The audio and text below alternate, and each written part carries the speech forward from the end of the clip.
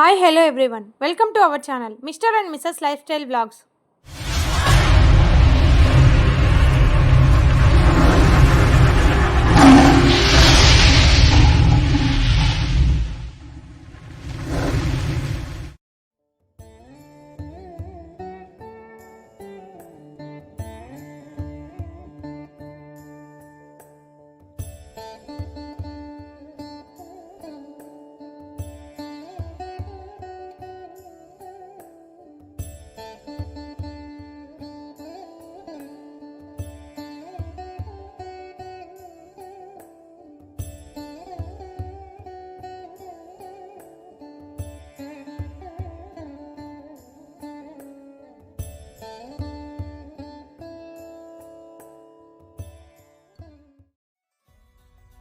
హిందూ మత విశ్వాసాల ప్రకారం ప్రతి సంవత్సరం చైత్రమాసంలో శుద్ధ నవమి రోజున శ్రీ సీతారాముల వారి కళ్యాణం దేశవ్యాప్తంగా ఘనంగా నిర్వహిస్తారు.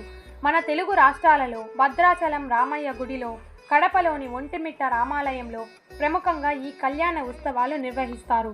హిందూ ధర్మంలో ఇతర దేవుళ్ల కళ్యాణానికి దక్కని వైభవం, విశిష్టత కేవలం సీతారాముల వారికి మాత్రమే దక్కింది. ఈ జంటకు మాత్రమే అలాంటి ఘనత ఎందుకు దక్కిందనే ఆసక్తికరమైన విశేషాలను ఈ వీడియో ద్వారా తెలుసుకుందాం. ఆగమ శాస్త్రాల ప్రకారం శ్రీ సీతారాముల కళ్యాణం ఉత్తర పాల్గొని నక్షత్రయుక్త వైశాఖ శుద్ధ దశమి రోజున జరిగింది.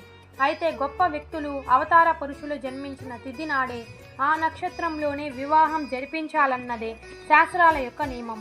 అందుకే శ్రీరాముడు పుట్టిన చైత్రశుద్ధ నవమి పునర్వసు నక్షత్రపు వేళ శ్రీరామ నవమి వేడుకలలో భాగంగా దేశవ్యాప్తంగా సీతారాముల కళ్యాణం జరుపుకుంటారు. ఈ లోకోత్తర కళ్యాణం జరిగినప్పుడే లోక కళ్యాణ యజ్ఞానికి హేతువుగా నిలబడిందని శాస్త్రాలలో వివరించబడింది. శ్రీరామచంద్రుడు, జానకీదేవి ఇద్దరూ సాధారణమైన వ్యక్తులు కారు. వీరిద్దరూ యజ్ఞ ఫలితం ఆధారంగా ఆవిర్భవించిన వారు.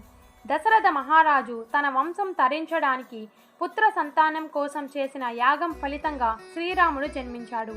అదే సమయంలో యజ్ఞం నిర్వహించేందుకు యాగశాల కోసం భూమిని తవ్వుతున్న జనకుడికి లభించిన యజ్ఞ ప్రసాదమే సీతమ్మ తల్లి.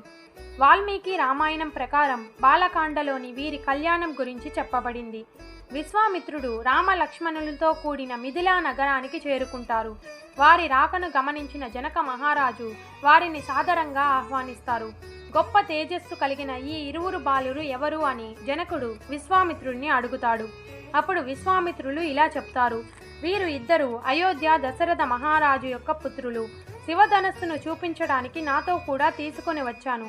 ఓ జనక మహారాజా, మీరు వీరికి శివధనుస్సు చూపిస్తే వారి ముచ్చట తీరుతుంది అని అడుగుతాడు. అప్పుడు జనక మహారాజు, తప్పకుండా చూపిస్తాను.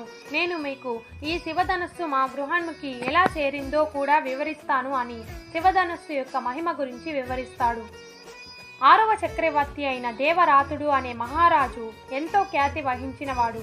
మహేశ్వరుడు అతనికి ఈ ధనస్సును ఇచ్చాడు.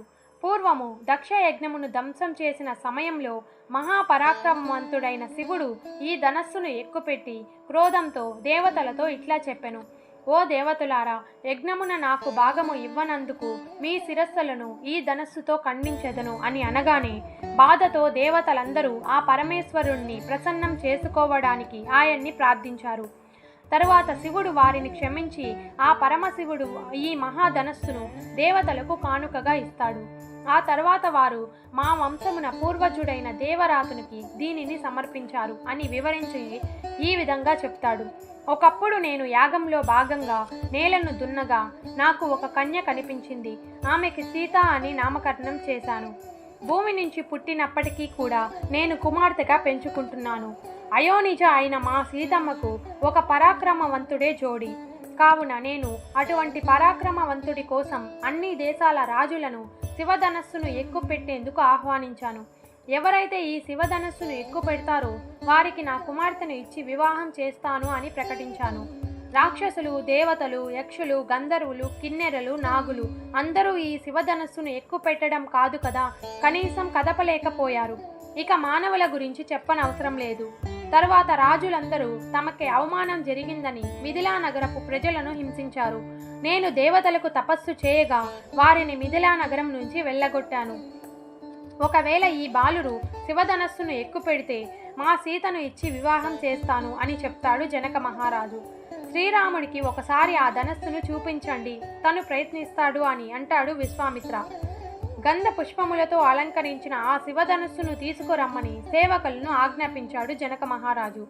8 చక్రాల మీద 5,000 మంది సేవకులు అతి కష్టం మీద ఆ శివధనస్సును తీసుకొని వచ్చారు. విశ్వామిత్రుడు జనకునికి మాటలు విని, నాయన రామ, ఈ ధనస్సును చూడు అని రఘువరునితో అన్నాడు. శ్రీరాముడు మహర్షి ఆదేశమును అనుసరించి ఆ ధనస్సును భద్రపరిచిన పేటికను తెరిచి ధనస్సును చూసి, ఓ బ్రహ్మర్షి, ఇప్పుడే ఈ ధనస్సును చేతితో తాకి చూస్తాను, దానిని పైకెత్తి అల్లెతాడును సంధిస్తాను అని చుట్టూ 1000 మంది జనులు చూస్తుండగా శ్రీరాముడు ఆ ధనస్సు మధ్య భాగంలో పట్టుకోగానే ఆ ధనస్సు వంగింది. అతి సునాయాసంగా శివధనస్సు లేవనెత్తాడు. అక్కడి వారు అందరూ అది ఒక అద్భుతం అనిపించింది. తర్వాత శ్రీరాముడు అల్లెతాడును సంధించగా ధనస్సు పెళ్ళున విరిగింది.